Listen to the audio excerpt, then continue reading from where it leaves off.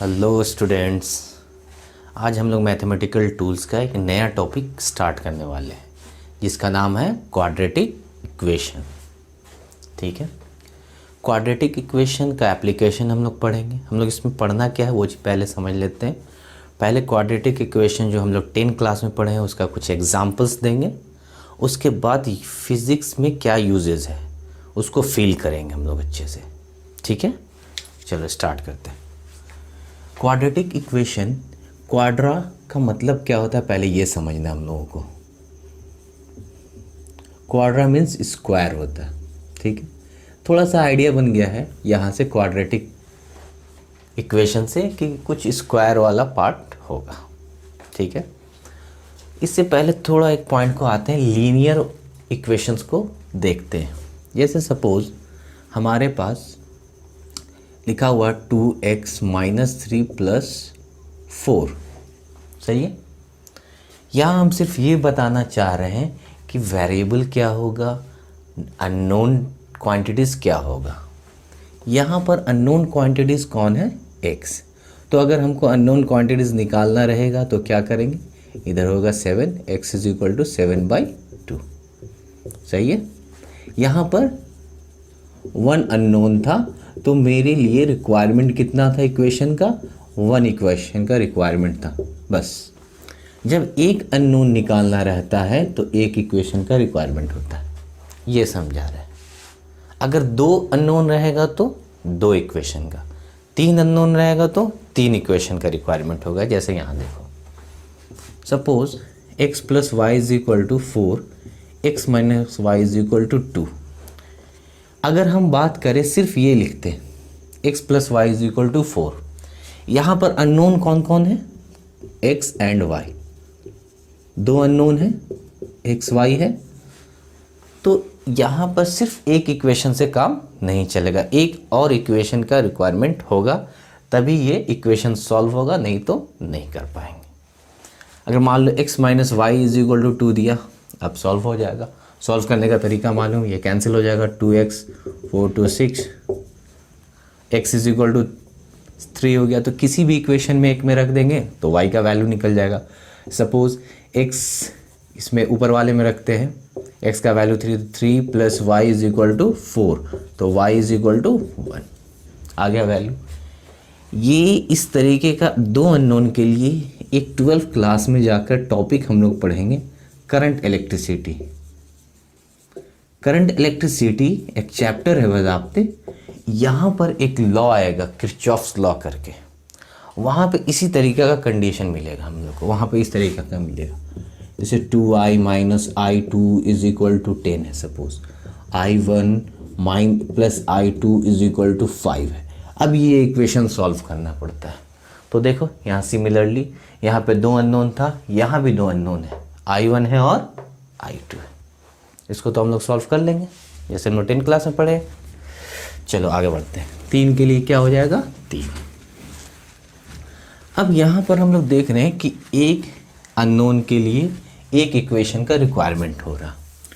अगर हम एक इक्वेशन दें ax² + bx + c, तो ये कौन सा इक्वेशन है, देखो क्वाड्रा का मतलब क्या होता था, स्क्वायर। ये जो स्क्वायर है यही डिसाइड कर रहा है कि ये कैसा इक्वेशन है, क्वाड्रेटिक इक्वेशन। तो this is known as standard form of quadratic equation. Clear. तो ये डिसाइड करता है maximum power decides which type of the equations is. तो यहाँ पर मैक्सिमम पावर कितना है, 2 है। अगर मैक्सिमम पावर 3 होता तो क्यूब वाला हो जाता। मैक्सिमम पावर अगर 1 होता तो वो क्या कहलाता, लीनियर इक्वेशन कहलाता। तो बेसिकली ये जब क्वाड्रेटिक इक्वेशन होगा तो उसके अंदर कुछ कंडीशन फॉलो किया जाता है। क्या कंडीशन फॉलो किया जाता है उसको हम लोग देखते हैं। सबसे पहले इस इक्वेशन में जो x है यहाँ पर सिर्फ एक वेरिएबल है, इंपॉर्टेंट पार्ट है। देखो यहाँ वेरिएबल कितना, 1 वेरिएबल। अगर हम बोल दें कि x² + y² सपोज = 0, a = 4 कुछ भी लिख दिया, चलो क्या ये क्वाड्रेटिक इक्वेशन है? नहीं, ये क्वाड्रेटिक इक्वेशन नहीं है। क्यों? क्योंकि इसमें स्क्वायर तो है लेकिन दो अननोन है, दो वेरिएबल्स है। यहाँ पे कितना हो गया? 2 वेरिएबल्स हो गया। तो हम लोग पढ़ते हैं इसको क्वाड्रेटिक इक्वेशन ऑफ 2 वेरिएबल्स जाकर, ठीक है। लेकिन ये क्वाड्रेटिक इक्वेशंस जो है इसमें 2 वेरिएबल है। होना क्या चाहिए? पहला कंडीशन, एक वेरिएबल। कौन वेरिएबल है? x। चलो बात समझ में आया। ये क्या होना चाहिए? 2 डिग्री। ये 2 डिग्री क्या होता है? 2 डिग्री बताया जाता है, जो अभी हम बता रहे थे, मैक्सिमम पावर। देखो तो इस इक्वेशन में मैक्सिमम पावर कितना है? 2, तो इसीलिए बोला गया 2 डिग्री। मैक्सिमम पावर, या इसको पावर को बोलते हैं एक्सपोनेंट। क्या बोलते हैं? एक्सपोनेंट। कहीं कहीं भी यूज होगा, तो इसको समझना है हम लोग को। तो मैक्सिमम पावर कितना है? यहाँ 2 है, तो ये क्या हो गया? 2 डिग्री। और क्वाड्रा का मतलब भी होता है स्क्वायर, तो ये क्या हो गया? Quadratic equation. नेक्स्ट कंडीशन इसमें क्या है देखते हैं। ए का वैल्यू जो होना चाहिए वो 0 के बराबर नहीं होना चाहिए, ये समझना। अभी सपोज हम अगर a = 0 ले लेते हैं, तो a अगर 0 ले लेते हैं तो ये देखो क्या हो जाएगा? bx + c। ये एक लीनियर इक्वेशन हो जाएगा। पावर कितना हो जाएगा? 1। Variables with power 1, that is known as linear equation. तब ये क्वाड्रेटिक नहीं होगा। अब ये बात करते हैं कि ये a b c है क्या? तो a b c ये जो है वो क्या है? न्यूमेरिकल कांस्टेंट है। इसको क्या बोलते हैं? Numerical constant. एक्चुअली कांस्टेंट 2 तरीके का होता है, ठीक है, टेम्पररी और परमानेंट। ग्रेविटेशनल कांस्टेंट, ये भी एक कांस्टेंट है। तो यहाँ ग्रेविटेशनल कांस्टेंट नहीं होगा, यहाँ पे क्या होगा? नंबर वाला न्यूमेरिकल कांस्टेंट। 2 हुआ, 4 हुआ, 5 हुआ, जो डालना है इसमें डाल सकते हैं हम लोग। चलो यहाँ तक बात समझ में आए। अब एक और चीज़, इस इक्वेशन को पढ़ने के लिए यहाँ पर हम लोग क्या देखेंगे कि a क्या है? Coefficient of X square. अच्छे से देखो, ये एक्स स्क्वायर के जो आगे वाला पार्ट है वो कहलाता है कोफिशिएंट। सही है। b क्या है? ये हो गया कोफिशिएंट ऑफ x। देखो x के आगे वाला जो पार्ट होता है, इनिशियल पार्ट, उससे लगा हुआ, उसको कोफिशिएंट बोलते हैं, तो कोफिशिएंट ऑफ x। और c क्या हो गया? That is known as constant term. ये क्या है? Constant term. ठीक है, एक बार रिवाइज करा देते हैं। देखो quadratic equation, quadra means square. ये इसका स्टैंडर्ड फॉर्म क्या है? ax² + bx + c। इसमें क्या होगा? 1 वेरिएबल्स होगा, ठीक है, इक्वेशन विथ 1 वेरिएबल। और इसको क्या बोलते हैं? 2 डिग्री बोलते हैं। 2 डिग्री इसलिए बोलते हैं क्योंकि इसका मैक्सिमम पावर कितना है? 2 है। ठीक, नेक्स्ट इसका कंडीशन एक फॉलो क्या होना चाहिए? अगर ये कंडीशन होगा तभी ये क्वाड्रेटिक होगा, नहीं तो नहीं होगा। a is not equal to 0। अगर ये 0 हो जाएगा तो ये बन जाएगा लीनियर। तो ये कंडीशन को फॉलो करना चाहिए। अब बात होता है a b c है क्या? तो a b c क्या है? एक न्यूमेरिकल कांस्टेंट है, मतलब नंबर वाला, 2 4 5 6 जो भी नंबर रखना है। a क्या है? Coefficient of x²। b क्या हुआ? Coefficient of x। और c क्या हुआ? Constant term. ठीक है, यहाँ तक बात समझ में आ गया। चलो अब आगे बढ़ते हैं। अब नेक्स्ट पॉइंट में हम लोग देखने जाएंगे, कुछ इक्वेशन को देखते, क्वाड्रेटिक इक्वेशन को, ये किस तरीके का दिखता है। और इसमें जो सबसे इम्पॉर्टेंट पार्ट है वो है रूट का, जो हम लोग रूट पढ़ते थे, याद करो, x = -b + -√b² - 4ac पढ़ते थे ना, वो वाला पार्ट को देखते हैं। यहाँ पर ax² + bx + c है = 0। यहाँ देखते हैं कि 1 वेरिएबल है, सही है, लेकिन इसका ख़ास बात क्या है? 1 वेरिएबल तो x है, लेकिन यहाँ पे इसका वैल्यू कितना होगा? 2 वैल्यूज़ होगा। बहुत अच्छे से समझो बात को, हम क्या बोलना चाह रहे हैं। यहाँ पर एक ही वेरिएबल है x, बाकी तो सब कांस्टेंट है, क्लियर, वन वेरिएबल। लेकिन इसका जो वैल्यू होगा x का, उसका कितना होगा, 2 वैल्यूज। यही जो 2 वैल्यूज है इसी को बोलते हैं रूट, क्लियर, इसी को बोलते हैं रूट्स। और रूट्स का जनरल डेफिनेशन हम लोग क्या समझते हैं कि रूट्स एक ऐसा वैल्यू होता है जो इक्वेशन को सेटिस्फाइड करता है, विच सेटिस्फाइड द इक्वेशन।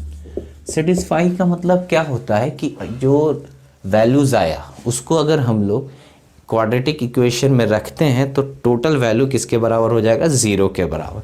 अभी हम लोग एग्जाम्पल देंगे, वहाँ पर सेटिस्फाइड करके भी बताएंगे कि सेटिस्फैक्शन किसको कहा जाता है, ठीक है। चलो आगे देखते हैं, एक एग्जाम्पल लेते हैं। रूट का तो हो गया ये, चलो हाँ, चलो रूट के बारे में एक पॉइंट को डिस्कस और करते हैं कि रूट जो उसका वैल्यू बेसिकली क्या होता है, x बराबर minus B plus minus under root B square minus 4ac divided by 2a, ये वैल्यू है। अभी हम बोले 2 होता है, सर यहाँ तो 1 दिख रहा है, 1 नहीं, इसी के अंदर 2 पार्ट है, ध्यान से देखो, एक प्लस है एक माइनस। तो एक रूट को, 1 रूट को x1 मान लें, या कहीं कहीं पे तुम लोग मानते होगे अल्फा, अल्फा और beta are the roots of the quadratic equation, कुछ भी ले सकते हैं। यहाँ पे सिर्फ लिखने से मतलब है हमको। कितना हो जाएगा, माइनस भी एक पॉजिटिव हो जाएगा, B square minus 4ac divided by 2a, देखो माइनस में दूसरा x2 ले ले, या फिर इसको बीटा। ये इसलिए डिनोट कर रहे हैं ताकि तुम कंफ्यूज नहीं हो, 10 क्लासेस में ये सब पढ़ते हुए आ रहे हैं हम लोग। और नेक्स्ट क्या होगा, minus B square minus 4ac by 2a, ये बात को समझना है। अदर रूट, क्लियर, ये हो गया रूट की कहानी। एक रूट क्या होगा, माइनस बी प्लस के साथ, और दूसरा वाला माइनस के साथ। अब ये जो है, ये टर्म को समझना है, बी स्क्वायर माइनस 4ac क्या होता है। ये बी स्क्वायर माइनस 4ac याद होगा 10 क्लास में, डिस्क्रिमिनांट बोलते हैं उसको। क्या बोलते हैं, डिस्क्रिमिनांट, ठीक है। चलो उसको भी थोड़ा देख लो, ताकि तुम उससे हम लोग पकड़ पाएंगे कि जो रूट है वो किस तरीके का है, इक्वल है, अनइक्वल है, रियल नहीं है, वो देख पाएंगे, क्लियर। चलो डिस्क्रिमिनांट, ये डिस्क्रिमिनांट को डी से शो भी किया जाता है या फिर डेल्टा या डेल, ठीक है। ये जो डी होता है वो क्या लिखते हैं, बी स्क्वायर माइनस 4ac, इसको बोला जाता है डी। और ये एक बड़ा रोल यूज़ करता है किसी भी क्वाड्रेटिक इक्वेशन को रूट को डिफाइन करने के लिए, ठीक है। अब देखो इसका कुछ रिजल्ट्स क्या होता है कि अगर इफ़ डी का वैल्यू पॉजिटिव हो जाए, सही है, डी का वैल्यू अगर पॉजिटिव होगा तो हमारा जो रूट था वो क्या होगा, अनइक्वल। देखो अनइक्वल है, रियल तो होगा ही और साथ ही साथ क्या होगा, अनइक्वल होगा। दूसरा, इफ़ डी का वैल्यू इज इक्वल टू 0 तो हम लोग बोलेंगे दोनों रूट रियल में भी है और क्या है, इक्वल भी है। और अगर डी का वैल्यू निगेटिव आ जाए तो ध्यान देना है कि ये जो रूट है x1 और x2 नॉट रियल, ठीक है, ये रियल नहीं है। इसको बेसिकली हम लोग पढ़ेंगे जाकर आगे, इसको बोलते हैं हम लोग क्या, इमेजिनरी। मैथ्स में पढ़ना है इसको, इमेजिनरी। जैसे एग्जांपल के लिए -4 आ गया रूट के अंदर, तो that is known as imaginary और रियल, ठीक है। ये हम लोग अभी एक फॉर्मेट पढ़ लिए, ये पहले से 10 क्लास में भी हम लोग जानते थे, यहाँ पे थोड़ा और डिटेल से पढ़ लिए। तो ये रिजल्ट्स और 2 रिजल्ट जो है वो क्वाड्रेटिक इक्वेशन से bx plus C is equal to मिलता है। अब देखो रूट्स का ही रिजल्ट है, रूट का रिजल्ट क्या है, हाँ, तो आगे हम लोग इसका रिजल्ट देखना चाहेंगे। Quadratic A X square B X plus C, ये रूट का 2-3 रिजल्ट है, उसको हम लोग अभी समझ लेंगे। ठीक है, रूट रिजल्ट क्या रिजल्ट्स है, जिससे थोड़ा फ़ायदा क्या होता है, इजी होता है कैलकुलेशन करने में हम लोगों को। जैसे सम ऑफ द रूट्स, तो सम ऑफ द रूट्स को क्या लिख सकते हैं, x1 प्लस x2। सही है, इसका कितना वैल्यू होगा, minus B by A. B क्या है, minus coefficient of x divided by coefficient of x square. सही है, ठीक। नेक्स्ट क्या है, दोनों का प्रोडक्ट। देखो प्रोडक्ट कर रहे हैं, ये क्या होता है, c बाई ए। c क्या है, कांस्टेंट टर्म है, divided by coefficient of X square. और डिफरेंस भी देख सकते हैं, x1 minus x2 is equal to under root D by A होता है। ठीक है, ये 3 रिजल्ट अगर मालूम रहेगा तो आसान होगा समझने में। अगर एक रूट के बारे में आपको नॉलेज है तो अगला वाला रूट इसका यूज़ करके हम लोग कर सकते हैं। और ये रिज़ल्ट कैसे आया, इसके लिए आराम से समझ सकते हैं। सपोज़ हम एग्जांपल लेते हैं, एक हम करते हैं, बाकी आप लोग का होमवर्क रहा।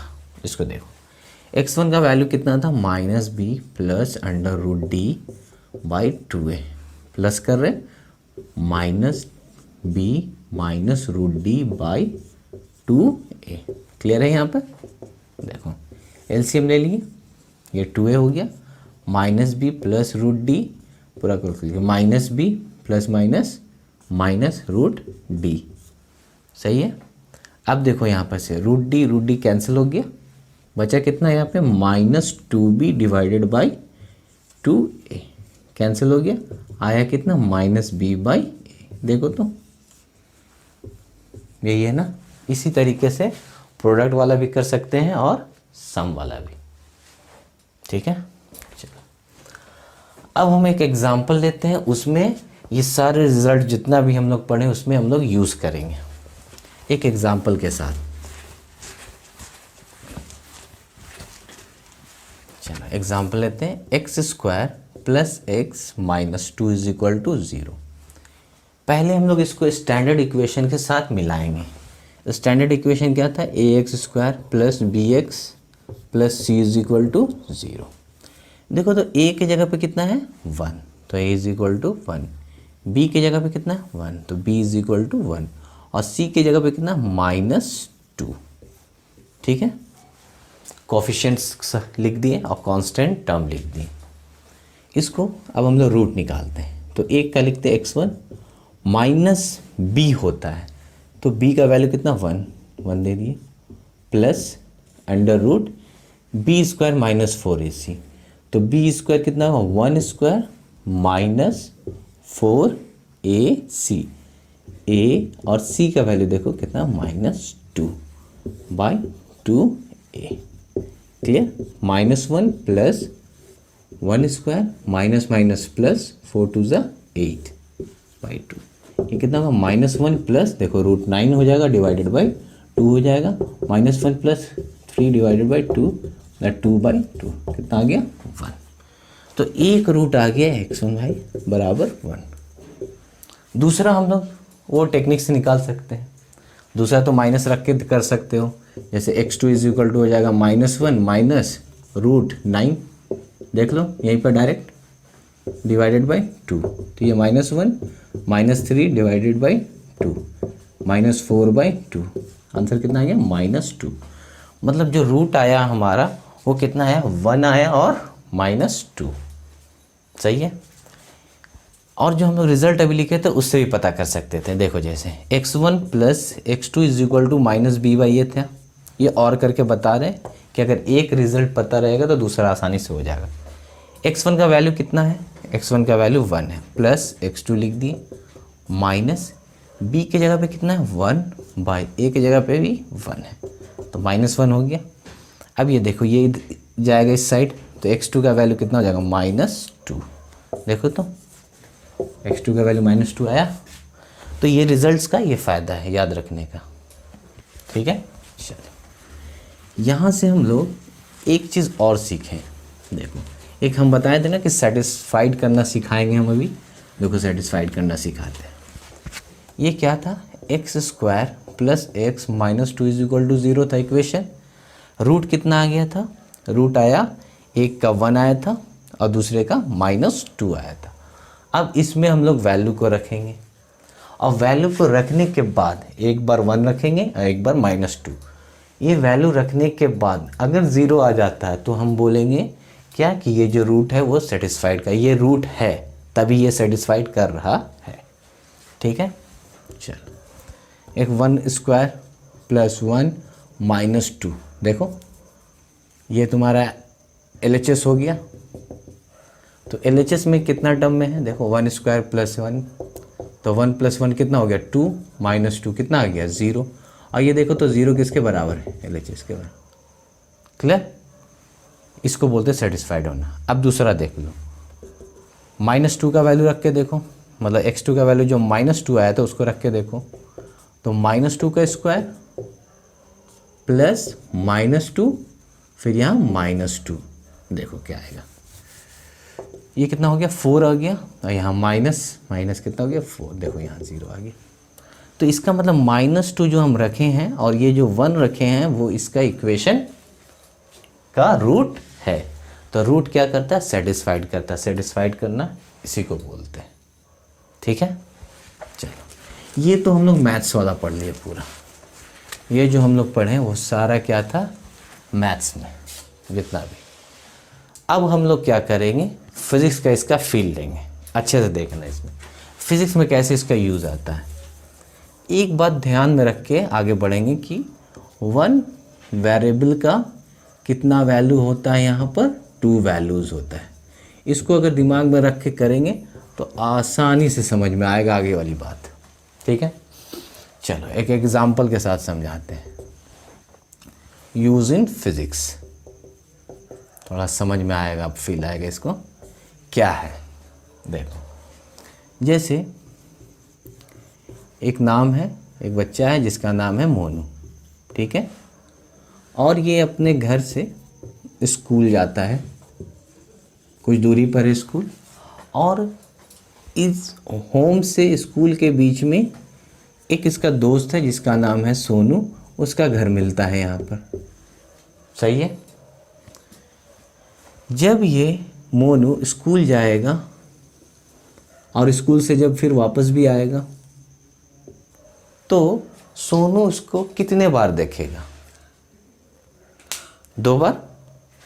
मतलब 2 बार ऐसा टाइम होगा जब मोनू सोनू के साथ गुजरेगा। एक बार कहाँ, होम से जब स्कूल जा रहा होगा तब, और जब स्कूल से होम आ रहा होगा तब। मतलब वेरिएबल कितना है आपका, वेरिएबल तो टाइम हुआ। ठीक है, टाइम पूछ रहे कि कितने बार जाएगा, कितना टाइम।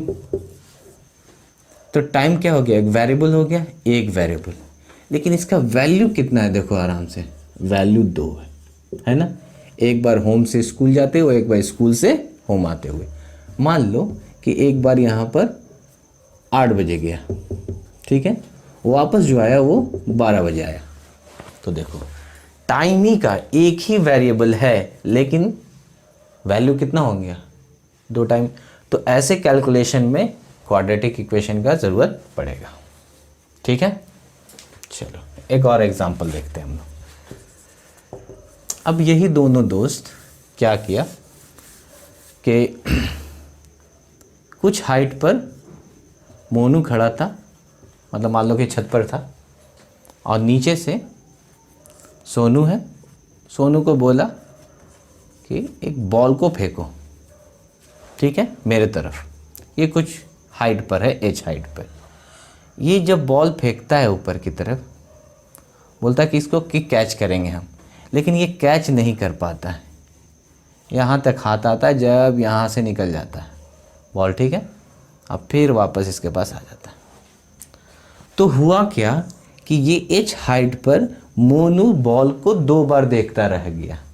एक बार जब यहाँ से जा रहा था ऊपर की तरफ तो इस पॉइंट पे देखा एक टाइम पे, और दूसरा जब रिटर्न होके आ रहा था तो इस टाइम पे देखा। इसका मतलब है कि सेम हाइट पर बॉल कितने बार गुजरा है? 2 बार। मतलब टाइम क्या है? एक ही है, एक वन वेरिएबल है, लेकिन इसका वैल्यू कितना हुआ? 2। एक बार ए पॉइंट पर और एक बार बी पॉइंट पर। कैच नहीं कर पाया। ठीक है, जब मोनू फेंका बॉल को तो एक बार यहाँ पर से गुजर रहा होगा बॉल, तो एक बार यहाँ टाइम लग रहा होगा, और जब एक बार वापस आ रहा होगा तो यहाँ टाइम। तो ये मोनू 2 बार इसको देख रहा होगा, एक बार इससे ऊपर जाते हुए और एक बार जब नीचे आ रहा होगा तब। समझ में आया बात? चलो अब हम लोग एक और केस कहते हैं। यहाँ तो मोनू बेचारा बॉल नहीं कैच कर पाया। ये था एग्जाम्पल। अब हम लोग थोड़ा देखेंगे इसको कैलकुलेशन भी करके कि कैसे क्वाड्रेटिक इक्वेशन आता है। चलो देखते हैं। ये सेम हाइट पे अब क्या बोला मोनू कि नहीं, अब हम बॉल फेंकेंगे। ठीक है, कुछ हाइट पर है, सपोज बिल्डिंग के हाइट पे। अब मोनू यहाँ पर है, अब ये बॉल फेंक रहा और सोनू को बोल दिया कि तुम यहाँ पर खड़े रहो। खड़ा है बेचारा कैच लेने के लिए। सही है। ये क्या किया, एक बॉल को ऊपर की तरफ फेंका। ऑब्वियसली है कि जब ये ऊपर की तरफ जाएगा तो कुछ रिटर्न होकर ऐसे आएगा, तब ये सोनू कैच कर पाएगा। सही है। यहाँ पे मान लो कि इसकी हाइट जो है वो 3 मीटर दिया हुआ। ये जो स्पीड से कुछ स्पीड से फेंकेगा तो मान लो कितना है, 14 मीटर पर सेकेंड। क्लियर? तो अभी हमसे पूछ रहा है कि कितने टाइम के बाद, at what time Sonu catches the ball. कितने टाइम के बाद सोनू बॉल को कैच कर लेगा, ये क्वेश्चन है। तो अभी पूछ रहा है क्या, कितना टाइम। ठीक है, तो हम लोग को यहाँ पर क्या निकालना है, टाइम निकालना है। तो चलो इसको देखते हैं। यहाँ पर थोड़ा सा 9 क्लास का एंट्री होने वाला है। ये हमारा इनिशियल पोजीशन है और ये हमारा क्या है, फाइनल पोजीशन है। मतलब यहाँ जो ये h हाइट पर है वो इनिशियल है और ग्राउंड पर है वो क्या है, हमारा फाइनल है। तो अभी हम लोग डिस्प्लेसमेंट जो होगा, डिस्प्लेसमेंट वो कितना होगा, फाइनल माइनस इनिशियल होता है। ठीक है, देखते हैं हम। यहाँ पर जितना भी डायरेक्शन है सब ऊपर ले रहे हैं और वो कैसा ले रहे हैं, पॉजिटिव। ये सब हम लोग कैलकुलेशन करेंगे, ये सब हम लोग जाके मोशन इन 1 डायमेंशन में हम लोग ये चीज़ पढ़ेंगे अच्छे से। लेकिन सिर्फ हम यहाँ पे समझाना चाह रहे हैं कि देखो क्वाड्रेटिक एंट्री कैसे कर रहा है। ठीक है, बस इतना ही मकसद है। तो अभी यहाँ पर क्या है, सारा ऊपर में पॉजिटिव लेंगे, तो बॉल को जब फेंका तो यू क्या हो गया, पॉजिटिव। लेकिन यहाँ पर जब ग्राउंड से नीचे देख रहे हैं तो हाइट क्या है, निगेटिव। तो डिस्प्लेसमेंट कितना हो गया, -3 मीटर। अब हम लोग फार्मूला मालूम, याद करो, एस बराबर ut plus half A T square होता है। ये हम लोग 9 क्लास में पढ़े हैं। तो ये जो s है बेसिकली क्या है, ये डिस्प्लेसमेंट है। तो यहाँ हो गया कितना, -3, u का कितना हुआ 14 इंटू टाइम। ये जो t है हम मान के चल रहे हैं कि t समय के बाद, t टाइम के बाद सोनू जो है वो बॉल को कैच कर लेगा। ठीक है, प्लस हाफ। अब देखो तो एक्सेलेरेशन किधर हो रहा है, एक्सेलेरेशन ड्यू टू ग्रेविटी हमेशा नीचे लगता है, तो g क्या होगा, माइनस। तो हम इसको लिख सकते हैं 14t minus half G T square -3। अभी देखो 14t -3, यहाँ पे g का वैल्यू ले लेते हैं 10। कितना हो गया,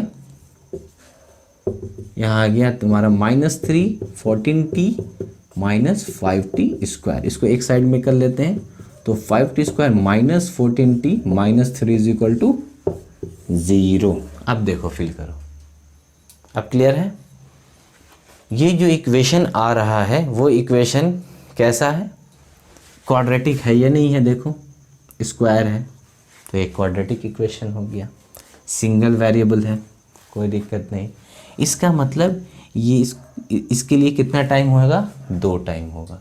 तो अब सवाल उठता है कि सर 2 टाइम है, एक बार में नहीं पकड़ ले रहा, तो वो हम लोग देखेंगे। हम लोग और ज़्यादा यहाँ पर से आगे का काम कर सकते हैं।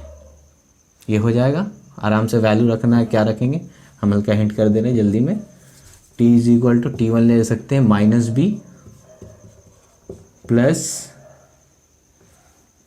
Plus under root B square minus 14 का स्क्वायर माइनस 4AC, तो यहाँ माइनस माइनस प्लस हो जाएगा 50 और इधर हो जाएगा 60, 4 5 20, 60 डिवाइडेड बाई 2 इंटू ए। यहाँ से हम लोग निकाल सकते हैं, दूसरा वाला भी निकल जाएगा कितने टाइम के बाद आएगा।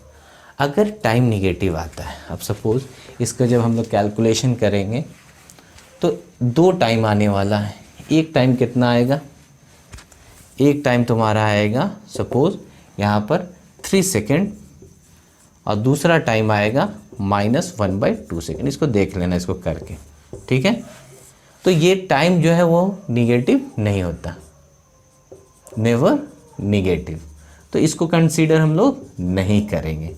तो हम लोग सिर्फ किसको कंसीडर करेंगे, T1 इज इक्वल टू जो पॉजिटिव वाला वैल्यू है उसको 3 सेकेंड। मतलब आफ्टर 3 सेकेंड ये क्या सोनू क्या होगा, कैच कर लिया, ठीक है। कैसे यूज़ हो रहा क्वाड्रेटिक इक्वेशन उसको देखो ध्यान से। ये था question actually motion in 1 dimension का, जब हम लोग ग्रेविटी के बारे में थोड़ा पढ़ते हैं तब।